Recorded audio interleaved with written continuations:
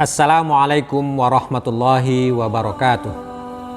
Alhamdulillahi rabbil alamin. Wassalatu wassalamu ala ashrafil anbiya'i wal mursalin wa ala alihi wa ashabihi ajma'in.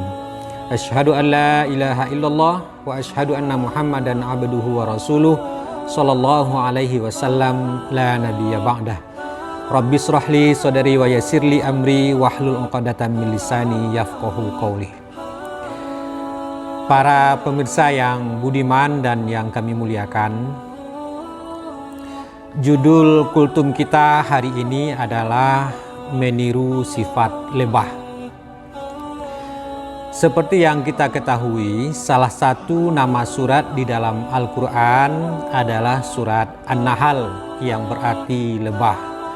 Dalam salah satu hadis Nabi Muhammad SAW, Rasulullah juga memerintahkan kita semua untuk meniru sifat lebah. Ada beberapa sifat yang baik yang perlu kita tiru dari makhluk yang bernama lebah ini. Yang pertama, lebah itu selalu hidup di tempat yang bersih.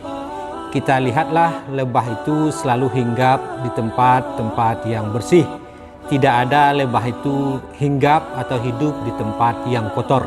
Inilah sifat lebah pertama yang harus kita tiru, bahwa kita di dalam hidup ini harus selalu berusaha untuk menjaga kebersihan, hidup di tempat yang bersih, hidup di tempat yang terhormat, di tempat yang baik, di tempat yang mulia.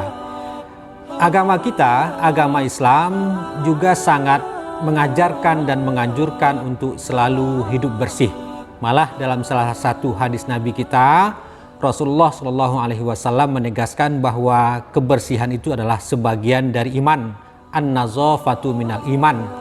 Dalam surat Al-Baqarah ayat 222, Allah juga menegaskan bahwa Allah itu sangat mencintai orang-orang yang peduli dan suka dengan kebersihan. Kata Allah, innallaha yuhibbut tawwabina wa yuhibbul mutatahhirin. Sesungguhnya Allah itu mencintai orang-orang yang suka dengan kebersihan, orang-orang yang bertaubat dan suka dengan kebersihan. Oleh karena itu, marilah kita tiru sifat lebah. Lebah itu dia selalu hidup atau hinggap di tempat yang bersih. Mari kita cintai kebersihan, karena kebersihan itu adalah sebagian dari iman. Orang-orang yang beriman adalah orang-orang yang peduli dengan kebersihan.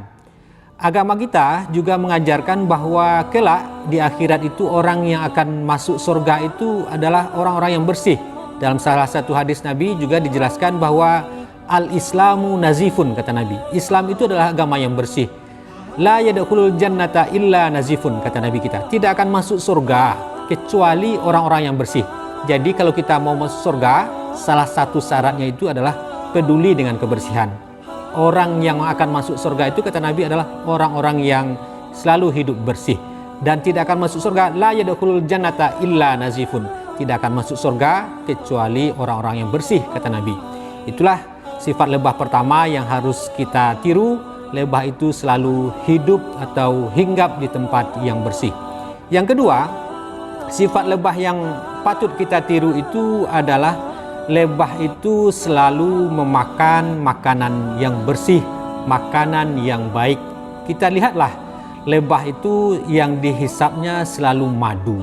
Madu itu adalah makanan yang baik, yang bergizi, yang sehat, dan lebah itu selalu memakan makanan yang baik. Karena lebah itu selalu mengkonsumsi yang baik, menghisap madu, maka yang ia keluarkan juga yang baik-baik. Itu sangat berkorelasi. Apa yang dimakan adalah yang baik, maka yang dikeluarkan oleh lebah pun adalah hal-hal yang baik. Yang dimakan dan dihisap oleh lebah itu adalah madu, maka yang dikeluarkan oleh lebah itu juga madu. Maka konsekuensinya, orang yang mau memakan hal-hal yang baik, yang halal menurut pandangan agama kita, maka itu juga akan berpengaruh kepada karakter kita. Oleh karena itu, agama kita mengajarkan supaya kita selalu memakan makanan yang halal lagi baik. Dalam banyak ayat-ayat Al-Quran juga dijelaskan bahwa Allah menyuruh kita untuk selalu memakan makanan yang halal lagi baik. Yang ketiga, sifat lebah yang harus dan patut kita tiru adalah bahwa lebah itu dia tidak suka mengganggu dan tidak suka diganggu. Kita lihatlah, lebah itu kalau dia hinggap di pohon, maka lebah itu tidak merusak. Tidak ada satu ranting pohon pun yang patah oleh lebah. Lebah itu bukan makhluk yang suka merusak. Setiap lebah hinggap, malah dia meninggalkan kesan yang baik. Dia meninggalkan madu yang bisa diambil dan dimanfaatkan oleh manusia. Itulah sifat lebah ketiga yang patut kita tiru, bahwa di dalam hidup ini kita tidak boleh menjadi orang yang suka merusak, suka mengganggu orang lain. Lebah tidak pernah mencari musuh di dalam kehidupan. Walaupun dia hinggap di batang pohon kayu yang rendah sekalipun, tetapi dia tidak pernah mengganggu orang lain.